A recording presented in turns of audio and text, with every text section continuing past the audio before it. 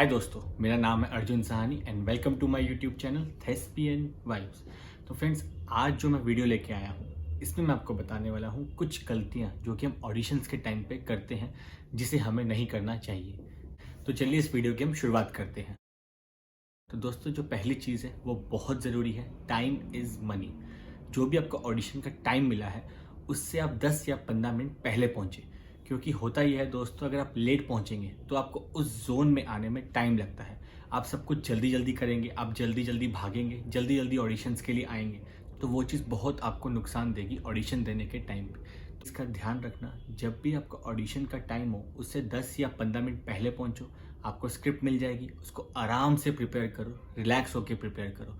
अगर आप लेट पहुंचोगे तो आपको उस जोन में आने में टाइम लगेगा। कभी कभी ये भी होता है दोस्तों कि स्टार्टिंग अगर आप 10 या 15 मिनट पहले पहुंचते हो तो जो आपका ऑडिशन ले रहा है वो आपको एक कैरेक्टर डिफाइन बहुत अच्छे से करता है, और जबकि आप लेट पहुंचते हो तो उसके पास भी इतना टाइम नहीं होता कि वो आपको एक कैरेक्टर अच्छे से डिफाइन कर सके। तो ये चीज़ का भी एक ड्रॉबैक है लेट पहुंचने का। तो इस चीज़ का ध्यान रखना, जब भी ऑडिशन शुरू होने वाले हों तो उससे 10 या 15 मिनट पहले ही पहुंचे। तो दोस्तों, एक चीज़ का ध्यान रखना, जब भी आप ऑडिशंस के लिए जाएं, कई बार ऐसा होता है कि आपको ऑडिशंस की स्क्रिप्ट पहले ही मिल जाती है, तो हमेशा उसको प्रिपेयर करके जाएं। प्रिपेयर करने से मेरा ये मतलब है कि ऐसा ना हो कि आप सिर्फ स्क्रिप्ट याद करके जाएं, उस कैरेक्टर को अच्छे से समझ के जाएं, उस कैरेक्टर के बारे में समझ के जाएं, उसके क्या बैक स्टोरी है वो समझ के जाएं, और सबसे ज़रूरी चीज़, अपनी लाइंस को अच्छे से याद करके जाएं, क्योंकि आपको स्क्रिप्ट एक दिन पहले इसलिए दी गई है ताकि आप उसको अच्छे से पढ़ सको, अच्छे से मेमोराइज कर सको, उस कैरेक्टर को समझ सको और उस कैरेक्टर को अच्छे से जस्टिफाई कर सको। ध्यान रखना, जब भी आपको ऑडिशंस की स्क्रिप्ट एक दिन या 2 दिन पहले मिल जाए तो उस कैरेक्टर के बारे में अच्छे से पढ़ के जाइए। सिर्फ लाइंस याद करके मत जाइए, उस कैरेक्टर को जस्टिफाई करने की कोशिश कीजिए। तीसरी चीज़, जब भी आप ऑडिशन दे रहे हो तो उस ऑडिशन को बीच में कभी मत रोकना, क्योंकि इससे जो है आपका इम्पैक्ट कास्टिंग डायरेक्टर पे काफ़ी गलत पड़ता है। और दूसरी चीज़, आपके ऊपर भी प्रेशर आता है, आपके ऊपर ज़्यादा प्रेशर आता है कि मैं ये लाइन भूल गई, आप उससे 5 मिनट मांगेंगे, उसके बाद आपका ऑडिशन बहुत बहुत बहुत बेकार जाएगा। तो इससे अच्छा ये है, गो विद द फ्लो। जो आपके दिल और दिमाग में आ रहा है उसको चलने दो, लाइन्स में मत फंसो। लाइन्स को आपको समझ चुके हो कि लाइन्स क्या चाहती है, तो हो सकता है कि आप थोड़ा बहुत इम्प्रूव कर दो, लेकिन ऑडिशंस को बीच में कभी मत रोकना। तो जो नेक्स्ट चीज़ है वो ये है कि आपको पता होता है कि आपकी क्या लिमिटेशंस हैं। आपको पता होता है कि आप ये कैरेक्टर या ये पोर्ट्रे या ये मोनोलॉग आप अच्छे से कर सकते हैं, या वो मोनोलॉग आप अच्छे से बेहतरीन परफॉर्म कर सकते हैं। कई बार ऐसा होता है कि आपको परफॉर्म के लिए बोला जाता है कि आप कोई मोनोलॉग दिखाइए, तो कोशिश करना जिस मोनोलॉग में आप बेस्ट हो आप वही करो। कोई गलत मोनोलॉग मत उठा लेना जिससे कि आपका इम्पैक्ट कास्टिंग डायरेक्टर पे खराब पड़े। तो इस चीज़ का ध्यान रखना, जो भी आप मोनोलॉग लो उसको अच्छे से प्रिपेयर करके जाओ। कई बार ऐसा होता है कि आप कॉमेडी में अच्छे हो लेकिन आप मोनोलॉग उठा लेते हो कोई सैड या कोई इंटेंस, तो वो चीज़ आपके लिए बहुत ड्रॉबैक हो सकती है। तो इस चीज़ का ध्यान रखना, जिस मोनोलॉग में आप अच्छे हो उसको अच्छे से प्रिपेयर करके जाना, क्योंकि कहीं बार कास्टिंग डायरेक्टर आपको बोलते हैं कि आप अपना कुछ मोनोलॉग दिखाइए। हो सकता है कि वो मोनोलॉग से उनको आप पसंद आ जाए, हो सकता है अगर आपने कुछ गलत मोनोलॉग उठाया हुआ है तो उससे आपका इम्पैक्ट खराब पड़ जाए। जिसमें आप परफेक्ट हैं या जिस जोन में आप अच्छे हैं वो मोनोलॉग अच्छे से प्रिपेयर करके जाइए। उस मोनोलॉग के आप ऑडिशंस क्लिप बनाइए, उस मोनोलॉग को यूट्यूब पे डालिए, क्योंकि कई बार ऐसा होता है कि कास्टिंग डायरेक्टर आपसे सिर्फ यूट्यूब लिंक मांगते हैं, ऑडिशन लिंक मांगते हैं। तो उस मोनोलॉग को आप रिकॉर्ड कीजिए, उसको यूट्यूब पे डालिए और वो ही ऑडिशन आप आगे दीजिए। तो दोस्तों, जो अगली चीज़ है वो ये है कि कभी भी कास्टिंग डायरेक्टर के साथ ओवर फ्रेंडली होने की कोशिश मत करना, बिकॉज कास्टिंग डायरेक्टर को पसंद है जो कि प्रोफेशनल एक्टर्स हैं, जो कि अपने काम से काम रखते हैं। कई बार ऐसा होता है कि कास्टिंग डायरेक्टर फ्रेंडली हो जाते हैं तो आपको लगता है कि वो बहुत फ्रेंडली है, तो आप उससे नॉर्मली बात करने लगते हैं, आप उससे हंसी मजाक करने लगते हैं, आप उससे कभी कभी होता भी है कि लंच के लिए पूछ लेते हैं या क्या करते हैं, आप नॉर्मली एज ए फ्रेंड उससे ट्रीट करने लगते हैं। लेकिन इस चीज़ का ध्यान रखना, जितना हो सके उतना प्रोफेशनली बात करो, अपने काम से काम रखो। अपनी स्क्रिप्ट के बारे में जितना पूछना है पूछ सकते हो कि आपका कैरेक्टर क्या है, आप क्या प्ले कर रहे हैं, ये ऐसा क्यों बोल रहा है, इसके पीछे क्या है, वो चीज़ ठीक है। एज ए प्रोफेशनली वो चीज़ ठीक है, लेकिन नॉर्मली बातें करना, ओवर फ्रेंडली होना, ये चीज़ एक बहुत गलत है। कास्टिंग डायरेक्टर्स भी ज़्यादातर बहुत स्मार्ट होते हैं, वो भी ये देखते हैं कि बंदा कितना प्रोफेशनल है। तो इस चीज़ का ध्यान रखना, जितना हो सके उतना प्रोफेशनली ट्रीट करना अपने आप को।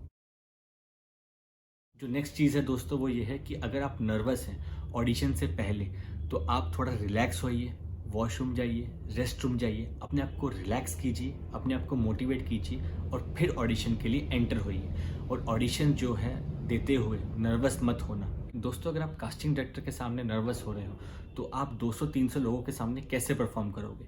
तो ऑडिशन से पहले आप नर्वस हो सकते हैं, ऑडिशन देने के बाद आप नर्वस हो सकते हैं, लेकिन ऑडिशन के टाइम पे अपना 100% दीजिए दोस्तों, क्योंकि ये एक मौका है जो कि आपको दोबारा नहीं मिलेगा, आपको रीटेक नहीं मिलता। हो सकता है कि ऑडिशन देने के बाद आप सोचें कि यार ये मैं ऑडिशन बहुत अच्छा कर सकता था, तो वो चीज़ आपके दिमाग में नहीं आनी चाहिए। आप जितना हो सके अपना 110% दीजिए और कास्टिंग डायरेक्टर को शो मत होने दीजिए कि आप नर्वस हैं। कई बार ऐसा होता है दोस्तों कि कास्टिंग डायरेक्टर आपको बोलते हैं कि आप अपना 1 मिनट का कुछ मोनोलॉग दिखाइए। तो दोस्तों इस चीज़ का ध्यान रखना, 1 मिनट मतलब 60 सेकेंड्स, तो वो मोनोलॉग 60 या 70 या 80 सेकेंड्स का ही होना चाहिए, 3 या 4 मिनट का नहीं होना चाहिए। इससे बहुत गलत इम्पैक्ट पड़ता है, क्योंकि उनकी डिमांड है कि वो 1 मिनट में आपको जज कर लेते हैं कि आप इस रोल के लिए परफेक्ट हैं या नहीं है। और आप अगर शुरू हो गए अपने 3 या 4 मिनट के मोनोलॉग के लिए, तो 3 या 4 मिनट के मोनोलॉग के लिए आपको कास्टिंग डायरेक्टर बीच में ही कट कर देगा और आपका कॉन्फिडेंस लेवल लो हो जाएगा। तो इस चीज़ का ध्यान रखना। 99% लोग ज़्यादा से ज़्यादा 1 या 1.5 मिनट का ही मोनोलॉग देखना पसंद करते हैं। तो जब भी आपको बोला जाए कि आप मोनोलॉग दिखाइए, तो कोशिश करना छोटा हो, अच्छा हो, जितना हो सके उतना उसको जस्टिफाई कर सको और 1 या 1.5 मिनट से ऊपर ना हो। नेक्स्ट चीज़ है वो ये है कि कास्टिंग डायरेक्टर्स को कभी मत शो करना अपनी पर्सनल और अपनी फाइनेंशियल प्रॉब्लम, कि मुझे इस रोल की बहुत ज़रूरत है, या सर प्लीज़ प्लीज़ मेरा एक और बार ऑडिशन ले लीजिए, या सर प्लीज़ मैं बहुत ऑडिशन दे चुकी हूँ, मुझे काम नहीं मिल रहा। उनको ये सबसे मतलब नहीं है। They are professionals, you are professional. तो अपने काम से काम रखिए, अपना अच्छे से ऑडिशन दीजिए, प्रोफेशनली जो क्वेश्चंस पूछने हैं पूछिए और उसके बाद ऑडिशन दे के अपने घर जाइए। दोस्तों जो नेक्स्ट चीज़ है वो सबसे ज़रूरी है। अपने ऑडिशंस देने के बाद अपनी ऑडिशन से जो गलतियाँ आपने करी हैं वो नेक्स्ट ऑडिशन में गलतियाँ ना हो, इस चीज़ को रियलाइज़ करना। आपने जो गलतियाँ करी हैं, हो सकता है कि आप ऑडिशन देने गए हो, आप लाइन भूल गए हो, ये आपकी गलती है। हो सकता है आपने 2 या 3 रीटेक ले लिए, ये भी आपकी गलती है।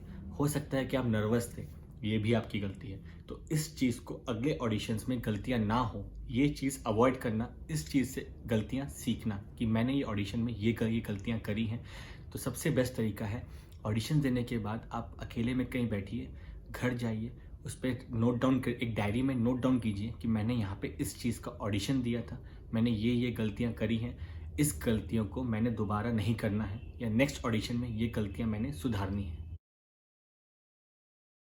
सबसे ज़रूरी चीज़ दोस्तों, कई बार आप एक मोनोलॉग प्रिपेयर करते हैं, आप क्या करते हैं, आपने वो कहीं सीन पढ़ा, किसी प्ले का पढ़ लिया, आपने उसको रट लिया, आपने उसको याद कर लिया और आपने अपने अच्छे से परफॉर्म कर दिया। लेकिन गलती आपने ये की, आपने उसके बारे में रिसर्च नहीं करी कि वो मोनोलॉग कौन से प्ले का है, मूवी का है, या वो मोनोलॉग क्यों बोला गया था, या वो मोनोलॉग किसने लिखा था, उस टाइम ये मोनोलॉग जब बोला गया उस टाइम क्या सिचुएशन थी। रिसर्च, आपने उस कैरेक्टर के बारे में रिसर्च नहीं करी, आपने मोनोलॉग कर दिया और कास्टिंग डायरेक्टर ने आपसे क्वेश्चन पूछ लिए कि ये मोनोलॉग कौन सा है। हो सकता है ये किसी प्ले का हो, आपको उस प्ले के बारे में पता है, ठीक है, ये प्ले किसने लिखा है आपको वो नहीं पता, लॉग में ये कैरेक्टर ने ये क्यों बोला है। तो ये कुछ छोटी छोटी रिसर्च होती हैं जो कि एज ए प्रोफेशनली आपको ध्यान देनी चाहिए। जो भी आप मोनोलॉग परफॉर्म कर रहे हो उसके बारे में आपको पता होना बहुत ज़रूरी है। चीज़ जो सबसे ज़रूरी है वो ये है कि अगर आप कोई भी मोनोलॉग उठाते हो तो कोशिश करना वो किसी मूवी का ना हो, क्योंकि दोस्तों होता ही है, जब भी आप कोई मूवी का मोनोलॉग उठाते हो ना, तो आपके दिमाग में वो एक इमेज बैठ जाती है कि उसने ऐसे परफॉर्म करा है। आप कितना भी कोशिश कर लो, आप 110% कर लो, आप उससे अलग नहीं कर पाओगे। कहीं ना कहीं वो मोनोलॉग आपका और उसका सेम हो जाता है। इससे आपका ड्रॉबैक ये है कि आपके अंदर की जो कैपेबिलिटी है वो नहीं दिखती। आप किसी प्ले का उठाओ, आप खुद लिख लो मोनोलॉग। हो सकता है आपने कोई प्ले परफॉर्म करा उसमें मोनोलॉग हो सकता है आपने कोई प्ले पढ़ा हो उसमें मोनोलॉग हो सकता है आपने एक मोनोलॉग अपने लिए खुद लिखा हो। लेकिन ज़्यादातर कोशिश ये करना है कोई मूवी का, किसी भी मूवी का कोई मोनोलॉग ना उठाओ, ताकि आपका इम्पैक्ट अच्छा पड़े। तो जो नेक्स्ट चीज़ है वो ये है using of props and mining.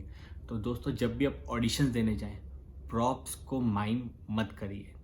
Props अगर आपके पास नहीं है तो उसको यूज़ मत करिए, उसको माइम मत करिए, क्योंकि माइम का एक अलग से एक्टिंग कोर्स होता है जिसमें आपको माइमिंग सिखाई जाती है।